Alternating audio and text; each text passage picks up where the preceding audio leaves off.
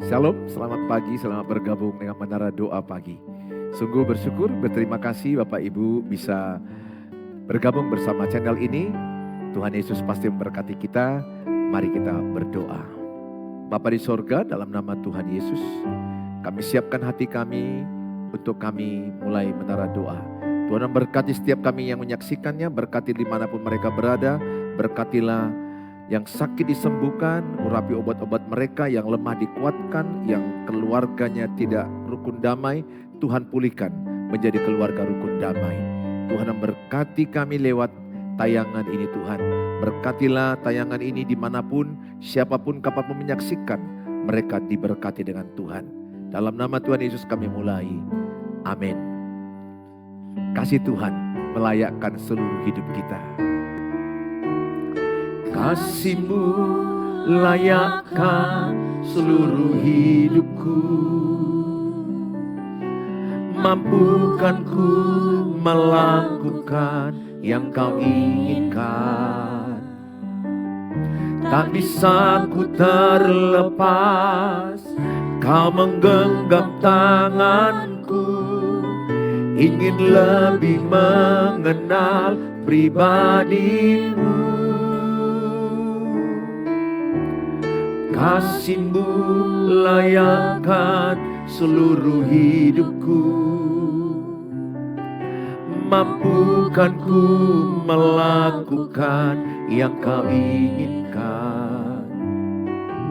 Tak bisa ku terlepas, Kau menggenggam tanganku, ingin lebih mengenal pribadi-Mu. Terhubung dengan-Mu, selalu melekat di hati-Mu. Firman-Mu itulah dasar hidupku, yang berdaulat atasku. Kasih Tuhan layakkan kita. Kasih-Mu layakkan seluruh hidupku, mampukan ku melakukan yang Kau inginkan. Tak bisa ku terlepas, Kau menggenggam tanganku, ingin lebih mengenal pribadi-Mu. Ku terhubung dengan-Mu, selalu melekat di hati-Mu. Firman-Mu itulah dasar hidupku, yang berdaulat atasku. Terhubung dengan-Mu, selalu melekat di hati-Mu. Firman-Mu itulah dasar hidupku, yang berdaulat atasku. Terhubung dengan-Mu,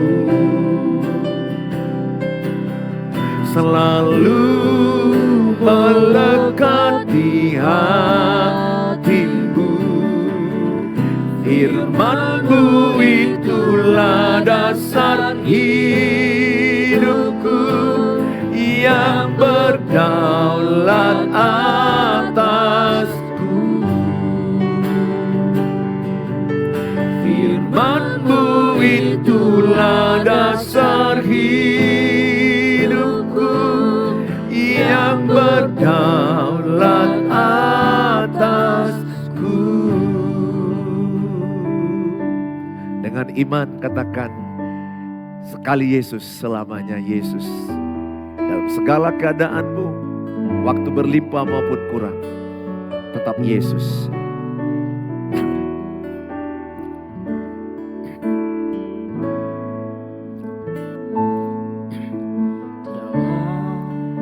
Segala keadaan, waktu berlimpah maupun kurang, tetap Yesus yang mempesona hatiku. Dia beri damai dan kesempatan baru di setiap musim kehidupan. Di setiap Musim kehidupan,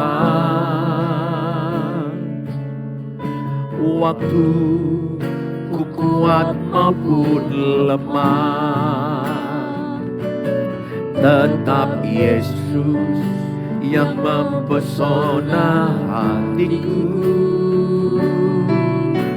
Dia beri hidup dan kesempatan baru.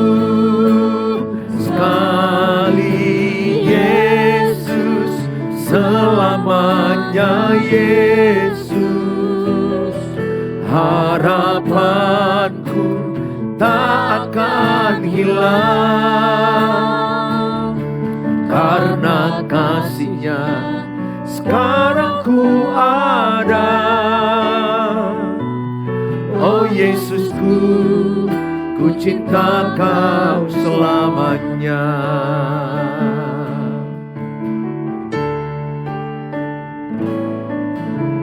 Dalam segala keadaan, waktu berlimpah maupun kurang, tetap Yesus yang mempesona hatiku. Dia beri damai dan kesempatan baru di setiap musim, di setiap musim kehidupan. Waktu ku kuat maupun lemah, tetap Yesus yang mempesona hatiku. Dia beri damai, kesempatan baru. Sekali Yesus, selamanya Yesus. Harapanku takkan hilang, karena kasih-Nya sekarang ku ada. Oh Yesusku, ku cinta Kau selamanya. Sekali Yesus, selamanya Yesus. Harapanku tak akan hilang, karena kasih-Nya sekarang ku ada. Oh Yesusku, ku cinta Kau selamanya. Sekali Yesus, selamanya Yesus. Harapanku tak akan hilang, karena kasih-Nya sekarang ku ada. Oh Yesusku, ku cinta Kau selamanya, karena kasih-Nya sekarang ku ada. Oh Yesusku, ku cinta Kau selamanya. Mari sembah Tuhan, mari berdoa. Kami cinta Kau Tuhan, kami mau mencintai-Mu selama-lamanya. sekali Yesus, selamanya mengikut Yesus. Dalam suka dan duka, baik kurang maupun lebih, apapun yang terjadi, kami mau berkata selama-lamanya, kami mau mengikut-Mu Tuhan. Terima kasih Yesus, terima kasih. Kami bersyukur, kami bersyukur. Segala pujian, segala hormat, segala kemuliaan hanyalah bagi-Mu. Terima kasih, terima kasih Tuhan. Terima kasih, terpujilah, terpujilah. Lebih dalam lagi, ku rindu Kau Tuhan. Lebih dalam lagi, ku rindu Kau Tuhan. Lebih dari segala yang ada, lebih dalam lagi, ku cinta Kau Yesus, ku mengasihi-Mu. Lebih dalam lagi, ku rindu Kau Tuhan. Lebih dari segala yang ada, lebih dalam lagi, ku cinta Kau Yesus, ku mengasihi. Sekali lagi katakan, lebih dalam lagi, ku rindu Kau Tuhan. Lebih dari segala yang ada, lebih dalam lagi, ku cinta Kau Yesus, ku mengasihi-Mu. Bapa di sorga, dalam nama Tuhan Yesus, kami siapkan hati kami diberkati dengan firman Allah. Amin. Shalom. Hari ini saya akan membahas dengan tema setiap orang bisa lemah. Saya pernah lemah. Nabi Elia pernah lemah. Bahkan dia minta mati supaya dia tidak tertekan jiwanya. Dia dikejar-kejar oleh Ratu Sheba dan dia merasa seorang diri menghadapi perjuangan pada waktu itu, sehingga dia merasa putus asa dan dia berdoa, kalau bisa aku mati. Itu permintaan Nabi Elia, Nabi besar. Raja Daud pernah stres. Dia begitu sangat cemas karena banyak musuh yang menginginkan kematian dia. Karena keluarganya kacau balau, anaknya mengkudeta, Absalom.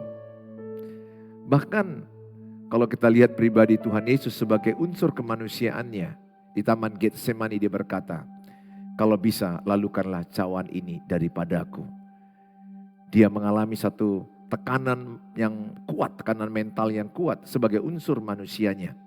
Ingat, Tuhan Yesus itu manusia 100%, tapi dia mengambil rupa manusia juga 100%. Sehingga di dalam dirinya ada manusia 100% dan Allah 100%. Unsur kemanusiaannya pun dia merasakan tekanan mental. Sehingga saya bisa ambil kesimpulan, semua orang bisa lemah. Tidak ada orang yang kuat terus. Tidak ada orang yang akan hebat terus, bertahan terus. Tidak. Aku percaya setiap orang ada grafik yang namanya drop, turun, jatuh mentalnya. Atau jiwanya hancur dan patah. Tapi ketika dia datang ke Tuhan Yesus, dia kembali naik. Makanya dikatakan dalam kitab Mazmur bahwa dia adalah Tuhan yang dekat dengan orang yang patah hati. di Mazmur 34 ayat yang ke-19, di Mazmur 51 ayat yang ke-17, bahwa Tuhan dekat kepada orang yang remuk jiwanya. Bahkan dikatakan di Matius 11 ayat 28, marilah kepadaku yang letih, yang lesu. Bahwa Tuhan tahu suatu waktu kita letih, suatu waktu kita lesu, suatu waktu kita berbeban berat. Tuhan selalu membuka tangan dan mengundang kita untuk datang padanya. Hari ini saudara, saya tidak tahu apakah saudara sedang lemah saat ini. Sedang berbeban berat, sedang letih, sedang mengalami tekanan jiwa, remuk jiwa, patah hati. Tidak kebetulan channel ini saudara saksikan. Tayangan ini adalah rencana Tuhan bagi saudara.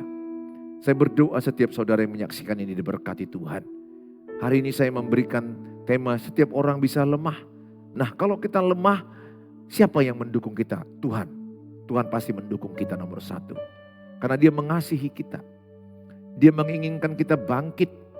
Dia menginginkan kita menyelesaikan pertandingan. Dia menginginkan kita tetap bertahan dalam penderitaan. Katakan dalam kolom, tulis dalam kolom. Aku akan bertahan dalam penderitaan. Penting itu. Saudara, bertahanlah dalam penderitaan. Tulis, aku bertahan dalam penderitaan. Karena ketika engkau menderita, di situ sebenarnya bentuk imanmu yang paling cepat. Bentukan iman. Imanmu bertumbuh saat penderitaan, itu paling cepat. Yang penting bukan kita yang sengaja membuat kita menderita.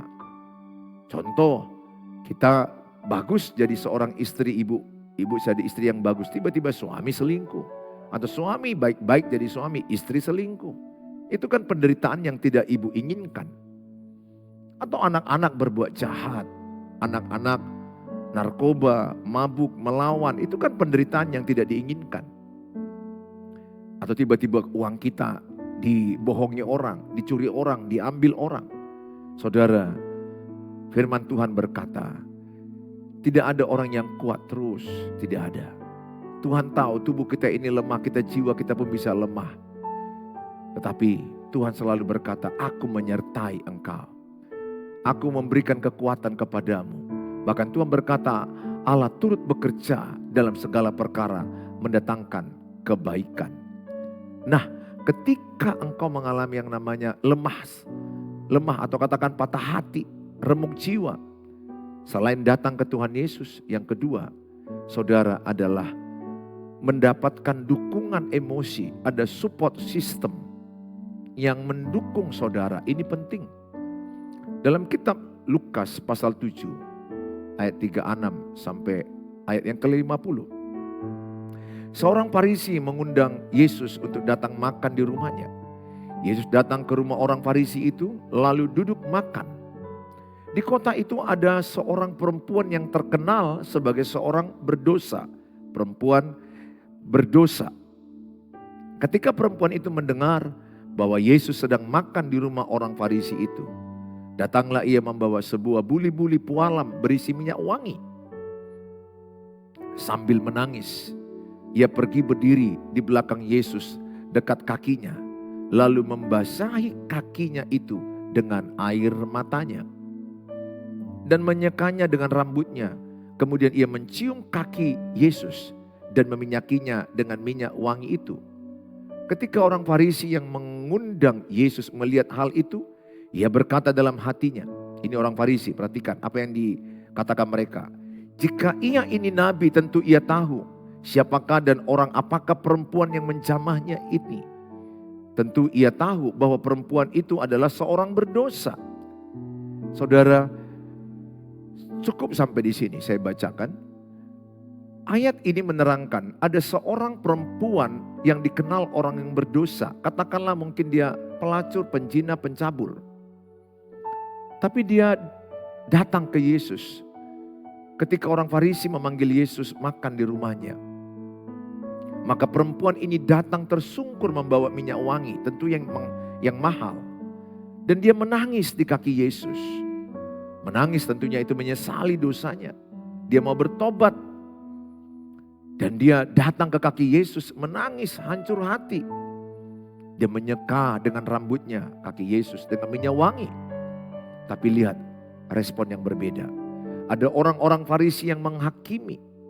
Ada orang-orang Farisi yang berkata, kalau dia adalah seorang nabi tentu dia tahu yang datang ini orang berdosa. Maksudnya apa? Harusnya orang ini gak boleh dekat dengan dia. Maksud orang Farisi itu adalah harusnya orang berdosa ini gak boleh merapat ke Tuhan Yesus. Orang Farisi ini menghakimi.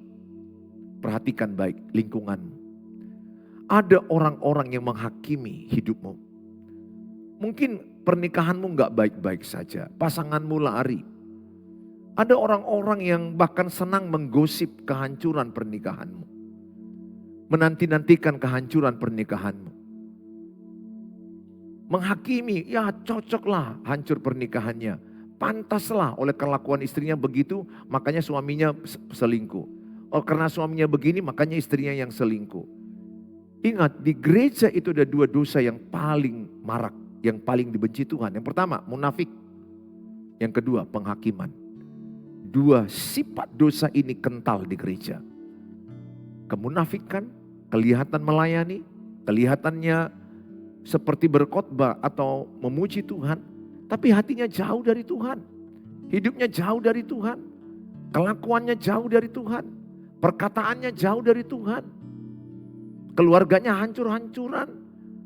Tapi dia sibuk mengurus keluarga orang lain. Yang kedua adalah menghakimi. Nah, seperti orang Farisi ini. Ini gak cocok melayani Tuhan. Ini gak cocok khotbah. Ini gak cocok dekat ke Tuhan. Saudara, ingat Lukas 5 ayat 32 berkata, Tuhan Yesus datang untuk mencari orang berdosa. Lukas 19 ayat 10, Yesus datang mencari orang yang terhilang. Roma 3 ayat 23, semua manusia telah berdosa. Artinya, tidak ada di antara kita yang tidak berdosa. Tidak ada di antara kita yang tidak memiliki kesalahan. Justru Tuhan katakan, aku datang untuk orang berdosa. Aku datang mencari orang yang lemah, orang yang salah.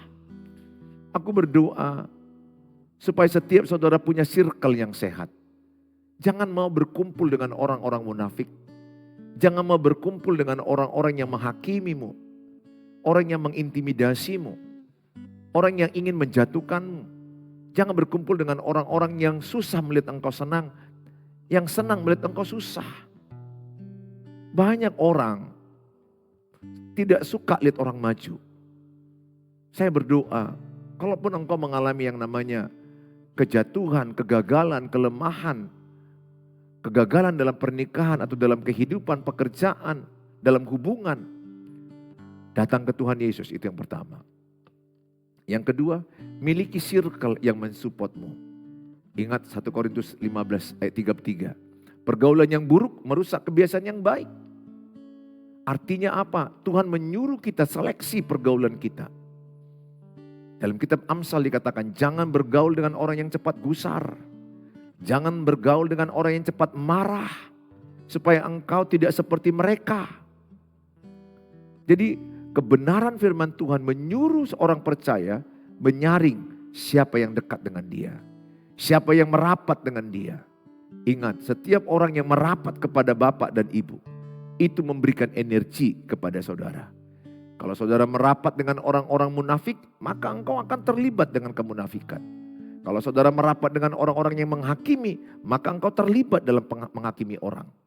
Kalau saudara merapat dengan orang gosip, maka saudara akan terlibat dengan gosip. Kalau saudara merapat dengan orang yang cinta firman Tuhan, maka engkau mencintai firman Tuhan. Kalau engkau merapat dengan orang-orang yang melakukan firman Tuhan, maka engkau akan melakukan firman Tuhan. Bukan berarti kita benci dengan orang yang gak melakukan. Bukan. Ini bicara pergaulan sehari-hari. Dan berdoalah supaya lewat pergaulanmu banyak orang dimenangkan. Jadi circlemu 5 orang itu menentukan siapa hidupmu. Itu sangat menentukan. Tuhan yang mengatakan itu. Bahwa pergaulan buruk merusak kebiasaan baik. Aku berdoa setiap saudara. Jauhi orang-orang yang menghakimi, orang-orang yang toksik, orang-orang munafik, orang-orang yang kelihatan teman di depan, tapi musuhmu di belakangmu. Banyak orang seperti itu. Memuji kita di depan, di belakang kita dijatuhkan. Jauhi orang seperti ini. Jangan dekati. Dekati orang yang tulus. Yang di depan sama dengan yang di belakang. Meskipun itu sedikit, tapi itulah temanmu. Saudara, ayat ini berkata adalah miliki dukungan emosi. Yang kedua adalah miliki dukungan komunitas. Di Markus 2 ayat 1 sampai 12. Ada seorang yang lumpuh. Seorang yang gak bisa lagi berjalan, sakit. Seorang yang sakit. Dan ketika Yesus datang ke sebuah rumah, orang sudah ramai berbondong-bondong untuk jumpa Yesus. Untuk didoakan, untuk disembuhkan. Tetapi orang ini gak berdaya, lemah. Sehingga orang ini punya komunitas mengangkat. Ada 4 orang mengangkat. Naik ke atas atap. Mereka membuka atap dan menurunkan orang itu dari atap. Pas jumpa dengan Tuhan Yesus. Dan orang itu disembuhkan. Milikilah komunitas Aiker keluarga rohani. Saudara memiliki keluarga rohani yang peduli kepada saudara. Yang ketika engkau sakit fisik, kadang-kadang kan bisa lemah mental kita, lemah, down. Miliki seperti itu yang bisa mengangkatmu naik. Dan kalau engkau diangkat naik oleh komunitas itu, itulah teman seperjuanganmu. Miliki orang-orang yang mensupportmu. Support system yang terbaik itu keluarga. Keluargalah yang saling mendukung ketika ada anggota keluarga lemah. Ketika anak lemah, abang mendukung, kakak mendukung, adik mendukung, dan orang tua mendukung. Ada komunitas keluarga rohani juga. Seperti di gereja GBI Pelita ada namanya Aiker, keluarga rohani. Ketika sakit fisik, mereka jauh dari orang tua, ada komunitas mereka yang menolong mereka membawa ke rumah sakit. Atau mungkin ada yang patah hati karena putus cinta. Ada yang menghibur, ada yang menguatkan.